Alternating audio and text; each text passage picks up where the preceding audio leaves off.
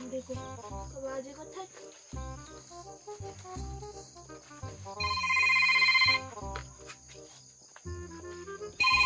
कसले कल गर्छ उनी बेला थाहा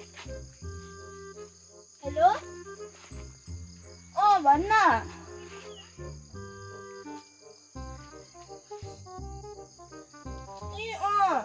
त्यो डेन्जर बाजे कहाँबाट लड्नु भएछ हेर्नु जाने भोलि ए ल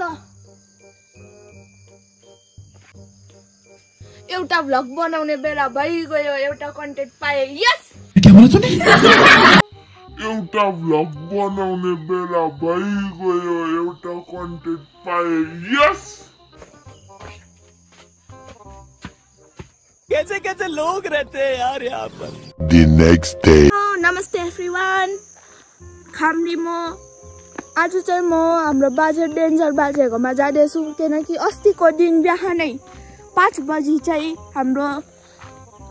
डेन्जर बाजे चाहिँ घाँस काट्नु हुँदाखेरि भिडबाट लडेछ है अन्त त्यो पछि के भन्नु अरे कहना क्या चाहते हो अबे जल्दी बोल कल सुबह पनवेल निकलना है बाजेको दुईटै खुट्टा चाहिँ भाँचेछ है अच्छा अन्त मैले चाहिँ बाजेको लागि 2टा बिस्कुट र एउटा मुडा बोक्दैछु है शाबाश बेटा सो गाइस तपाईहरुलाई यहाँको सिनहरु देखाउनु पर्यो भने यस्तो छ सिनहरु वाह क्या सीन है हेलो गाइस एटा चाहिँ छ हाम्रो cameraman my name is daughter Sherpa thank you तो कौन था यू मैं क्या था यू गया कहाँ सो गाइस तपाईहरुलाई डेन्जर बाजे लडेको ठाउँ हेर्नु मन छ भने चाहिँ हाम्रो डेन्जर बाजे लडेको ठाउँ चाहिँ सो गाइस यो चाहिँ हो हाम्रो डेन्जर बाजे लडेको ठाउँ यी हेर्नु सक्नुहुन्छ तपाईहरुले यता माथिबाट टुप्पोबाट लडेको रहेछ बुढो यस्तो भएर ओडालो